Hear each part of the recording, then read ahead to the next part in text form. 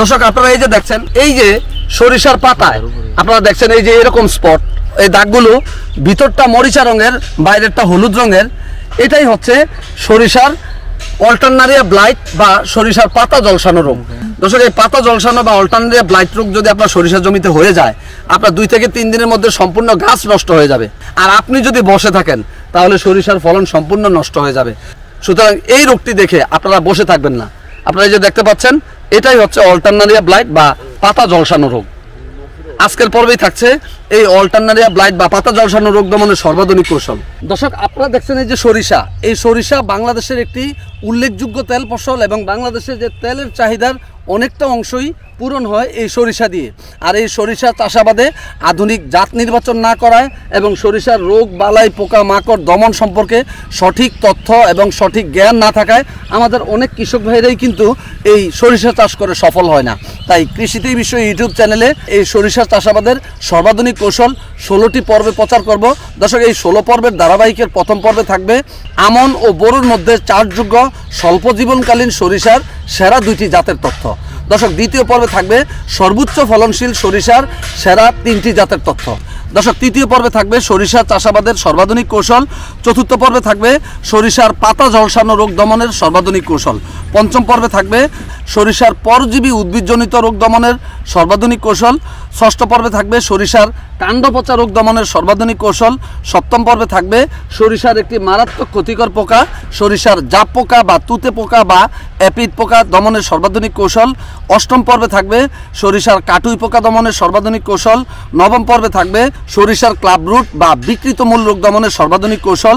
দশম পর্বে থাকবে আপনি বিনা চাষে সরিষা কিভাবে করবেন, এই বিনা চাষে সরিষা চাষাবাদের সর্বাধুনিক কৌশল। 11তম পর্বে থাকবে আমনের সাথে সরিষাকে রিলে বা আন্তঃফসল হিসাবে আপনি কিভাবে চাষ করবেন সেই তথ্য। 12তম পর্বে থাকবে বোরো এবং সরিষার মিশ্র চাষাবাদের সর্বাধুনিক কৌশল।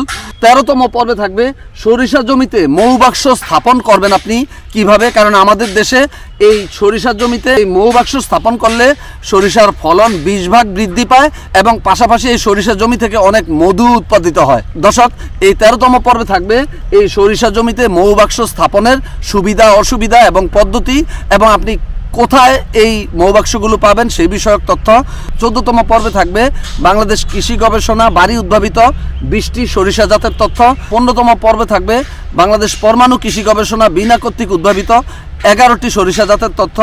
16তম পর্বে থাকবে শেরেবাংলা কৃষি বিশ্ববিদ্যালয় ও ময়মনসিংহ কৃষি বিশ্ববিদ্যালয় উদ্ভাবিত 6টি সরিষা জাতের তথ্য।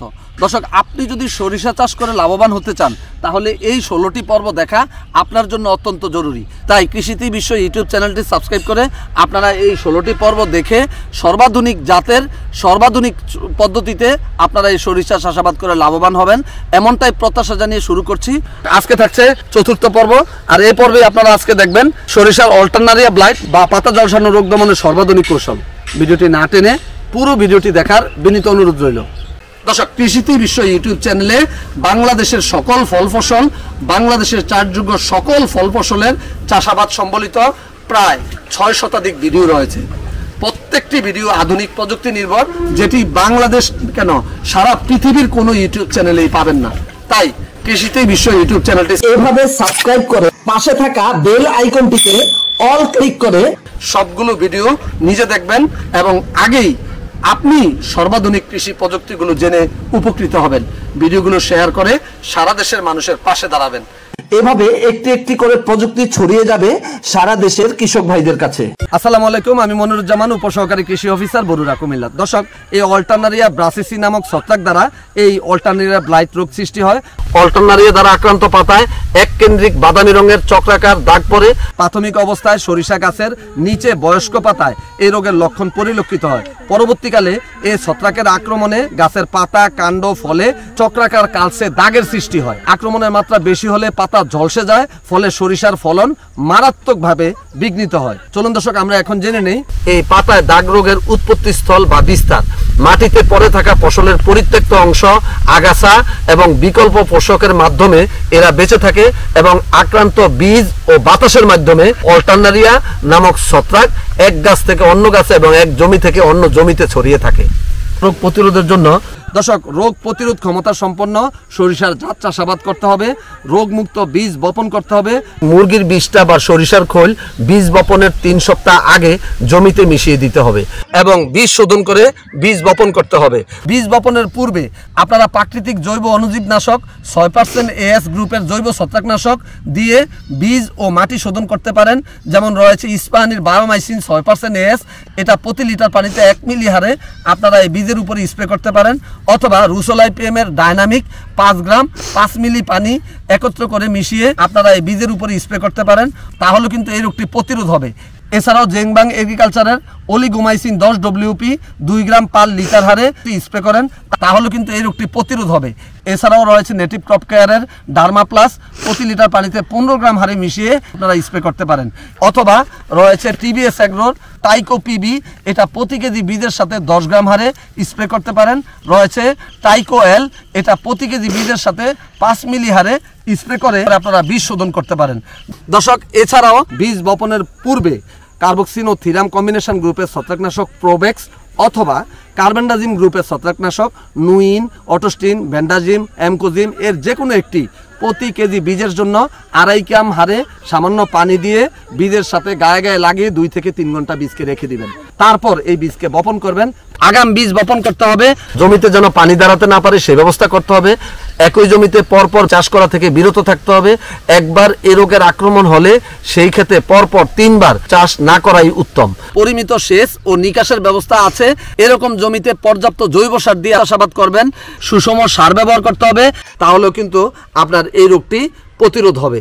জমিতে সর্বশেষ চাষের পূর্বে অন্যান্য জৈব ও রাসায়নিক সারের সাথে ইস্পাহানির বায়োডার্মা বা বায়োডার্মা সলিড 100 গ্রাম পার শতক, হ্যাকেমের টাইকোস্ট 200 গ্রাম পার শতক, ACI এর বাম্পার টাইকো 100 গ্রাম পার শতক, TBS এগ্রোর টাইকো PB 150 গ্রাম পার শতক হারে, লাল মাটি বা এসিটিক বা অম্লীয় মাটির ক্ষেত্রে শতাংশ প্রতি 4 কেজি হারে ডলচুন 15 কেজি মুরগির বিষ্ঠা, 1 কেজি সরিষার খৈল গুঁড়া ও 1 কেজি নিম খৈল দিয়ে যদি আপনারা জমি চাষাবাদ করেন, তাহলেও কিন্তু আপনার এই রোগটি প্রতিরোধ হবে।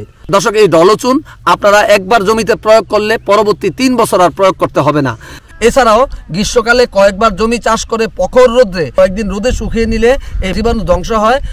দর্শক, সোলারাইজেশন পদ্ধতি অর্থাৎ মাটিকে ভেজা কাদাময় করে তার উপর স্বচ্ছ 10 মিলিমিটারের পলিথিন দিয়ে 4 সপ্তাহ অর্থাৎ 1 মাস ঢেকে রেখেও মাটি শোধন করে চাষাবাদ করতে পারেন। এক্ষেত্রে মাটির তাপমাত্রা বেড়ে গিয়ে 50 ডিগ্রি সেলসিয়াস পর্যন্ত পৌঁছায়, ফলে মাটি সহ রোগ জীবাণু, কৃমি, ছত্রাক সহজেই মারা যায়। তবে পলিথিনে যেন কোনো ফুটা না থাকে। এই পদ্ধতিতে মাটি পুরোপুরি জীবাণুমুক্ত হবে না, তবে অনেকাংশই এই রোগটি প্রতিরোধ হয়ে যাবে। বছরে 2 বার আপনি যদি একটি জমিতে এইভাবে সোলারাইজেশন পদ্ধতিতে মাটি শোধন করেন, তাহলে এই রোগটির প্রকোপ কমবে। একবার সেপ্টেম্বর অক্টোবরে এবং আরেকবার এপ্রিল মে মাসে আপনারা এই সোলারাইজেশন পদ্ধতিতে মাটি শোধন করতে পারেন। জমিতে খড় বা নাড়া বিছিয়ে যদি আপনারা পুড়িয়ে ফেলেন, তাহলে জমির মাটি শোধন হবে, আপনার এই রোগটি প্রতিরোধ হবে। এবং সময় মতো সেচ প্রয়োগ নিশ্চিত করবেন।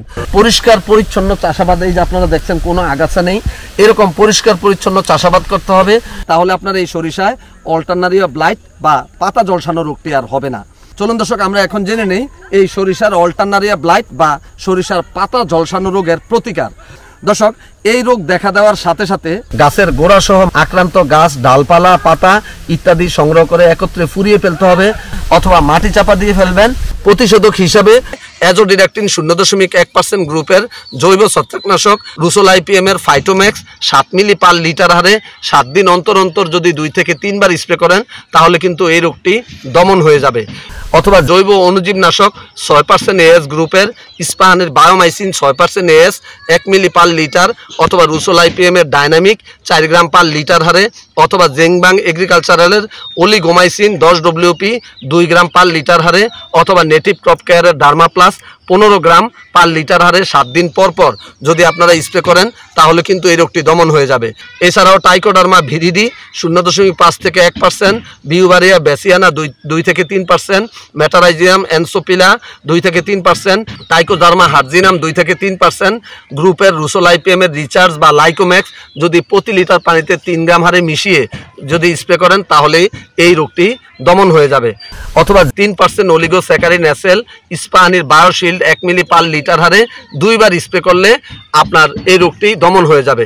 যদি এরপরেও যদি আপনার এই রোগটি থেকে যায়, সর্বশেষ ব্যবস্থাপনা হিসাবে ইপ্রোডিয়ান গ্রুপের ছত্রাকনাশক বায়ারের রোবরাল, এসিআইয়ের রোবানন, হ্যাকেমের হ্যাপ্রোডিয়ন, ন্যাশনালের নেকব্লস, মিমপ্যাক্সের মেমোরাল, ইস্টোয়েস্টের গুগলি, করবেলের প্রোডন, একমির গন্ডার, সুইটাগ্রোর ইপ্রো, ভ্যালেন্টেকের কিউরেট এর যে কোনো একটি প্রতি লিটার পানিতে 2 গ্রাম হারে মিশিয়ে সকালে পুরো সরিষার গাছ ভিজিয়ে স্প্রে করে দিবেন এবং 7 দিন পর পুনরায় স্প্রে করবেন। দর্শক, যদি ইপ্রোডিয়ন গ্রুপের ছত্রাকনাশক না পান তাহলে আপনারা ইপ্রোডিয়ন ও ম্যানকোজেব কম্বিনেশন গ্রুপের ছত্রাকনাশক ইস্টোয়েস্টের রিলিফ 50 WP 3 গ্রাম প্রতি লিটার পানিতে মিশিয়ে সকালে স্প্রে করে দিবেন এবং 7 দিন পর পুনরায় স্প্রে করবেন। এছাড়াও অ্যাজোক্সিস্ট্রবিন, ডাইফেনোকোনাজল ও ট্রাইসাইক্লোজল কম্বিনেশন গ্রুপের করবেলের গিফট 64.50 WDG 1 গ্রাম প্রতি লিটার পানিতে মিশিয়ে সকালে পুরো গাছ গোড়ার মাটি সহ ভিজিয়ে স্প্রে করে দিবেন এবং 7 দিন পর পুনরায় স্প্রে করবেন। এছাড়াও পাইরাক্লোস্টাবিন ও ডাইমেথড কম্বিনেশন গ্রুপের নেটিভ ক্রপ কেয়ারের সম্পদ 56 WDG 1 গ্রাম প্রতি লিটার পানিতে অথবা monopotassium salt of phosphorus acid 24% ও মেটালক্সিল 7% কম্বিনেশন গ্রুপের ইনতেফার কানাপা 31 SL 2 মিলি প্রতি লিটার পানিতে মিশিয়ে অথবা টেট্রাকোনাজল ও কার্বেন্ডাজিম কম্বিনেশন গ্রুপের স্যামকোর ইমিনেন্ট প্রো অথবা সুইটাগ্রো ট্রাইকন 27.5 SL 2 গ্রাম পার লিটার, কাসুগামাইসিন 4% ও কার্বেন্ডাজিম 50% গ্রুপের ছত্রাকনাশক ন্যাশনালের নেক্সোমিন 54 WP, ম্যাকডোনাল্ডের সানপুমা 1 গ্রাম প্রতি লিটার পানিতে মিশিয়ে সকালে চারার গোড়া সহ পুরো মাটি ভিজিয়ে স্প্রে করে দিবেন অথবা জিনেপ ও হেক্সাকোনাজল কম্বিনেশন গ্রুপের অটোর আউয়াল 72 WP 2 গ্রাম প্রতি লিটার পানিতে অথবা কার্বেন্ডাজিম 40% ও হেক্সাকোনাজল 5% কম্বিনেশন গ্রুপের সিটেটের ধানসিঁড়ি 1.5 মিলি পার লিটার অথবা ফুসিলাজল 12.5%, কার্বেন্ডাজিম 25%